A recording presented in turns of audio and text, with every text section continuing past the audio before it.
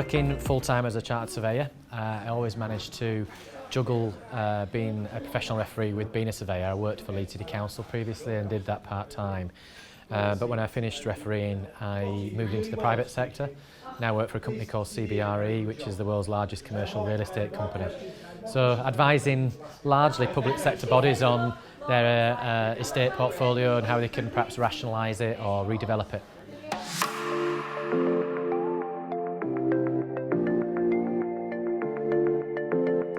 No, it wasn't a tough decision. In many ways, I knew if I wanted to reach the top of refereeing, then I had to be a full-time match official. And so when the opportunity came about, yeah, it was one that I jumped at doing. And I was fortunate enough to be one of the first full-time referees to be able to juggle that career with my professional qualification as well. So I was able to continue working part-time, which I was always keen to do because I knew refereeing wouldn't be a job I would do forever. And having worked so hard to get a professional qualification, I wanted to make sure that I could use that as a fallback when rugby sort of finished.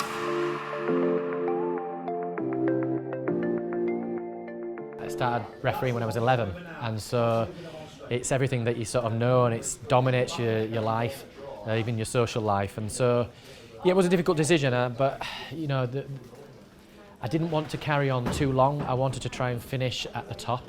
I refereed the Challenge Cup final last year and refereed at the World Cup, and I thought there probably wasn't a better opportunity perhaps than to go out at the top and maybe to leave myself wanting a little bit more. So yeah, it was a difficult decision because you know it was my hobby to begin with, which became my job. But I feel fortunate and privileged enough to have done it for as long as I did.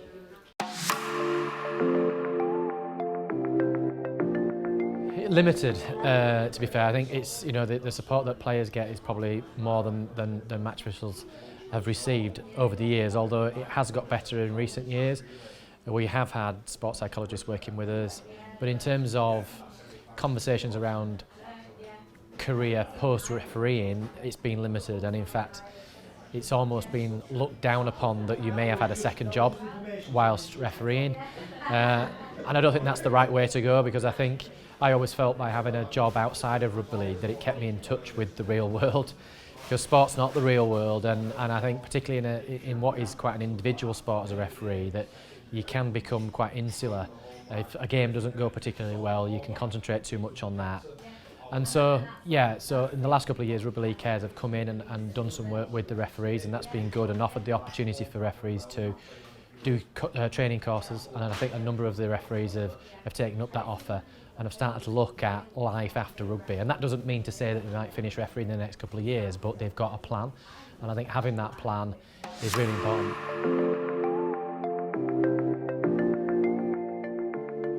Yeah, I think the biggest challenge as a referee is the mental one, and yeah, there were times when you would rely heavily on your friends and close family and sort of share with them the incidents that perhaps hadn't gone so well and that sort of thing, and then have conversations with your refereeing colleagues that you got on well with and you trusted, and obviously understood very well the position that you were in.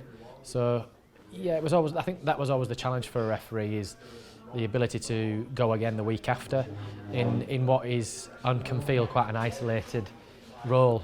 You know, when you work as part of a team and you make a mistake, you've got somebody probably patting you on the back immediately to say, come on, never mind, let's go again this next set, kind of thing. You don't have that as a referee. You've got to sort of work have that mental resilience within yourself, that actually when you realise you've made a mistake, because you've probably just witnessed it out of the corner of your eye on the big screen, you've just got to put that to the back of your mind and get going again.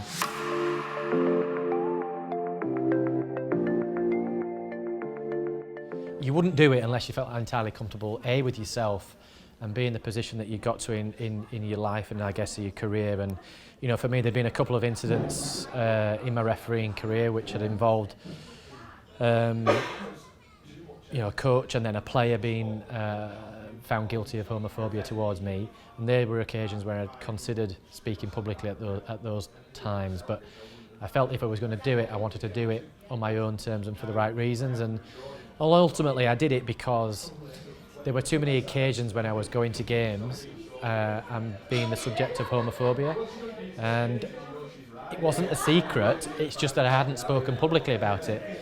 I deliberately left my Instagram sort of profile open, so if people wanted to go and explore and figure it out for themselves, they could do, because I wasn't ashamed of being gay, but I hadn't taken that opportunity to speak publicly in the press. So really the motivation was to try and quash what might have become an open rumour, and post that, by and large, the abuse dried up. So it was definitely a positive from my point of view, and me being able to share my story, my experience, helped others. Other people approached me and spoke about their situations and stuff, and that was encouraging.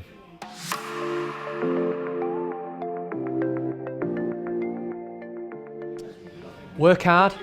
There's nothing that can replace work ethic. Constantly watch other games, watch other referees. Don't be afraid to ask questions and constantly learn. When you do your game, reflect on your own performance, even if you don't have footage of that performance. Reflect on what you think you did well and what perhaps you could have done better, and ask people about how you might implement something, an alternative strategy at dealing with a situation, dealing with a player. And so you're constantly looking to improve, and ultimately just enjoy it. That's why you've probably got involved in refereeing in the first place, is because you like the sport, you enjoy being active and have an active role in it. But yeah, just enjoy it and look to constantly improve.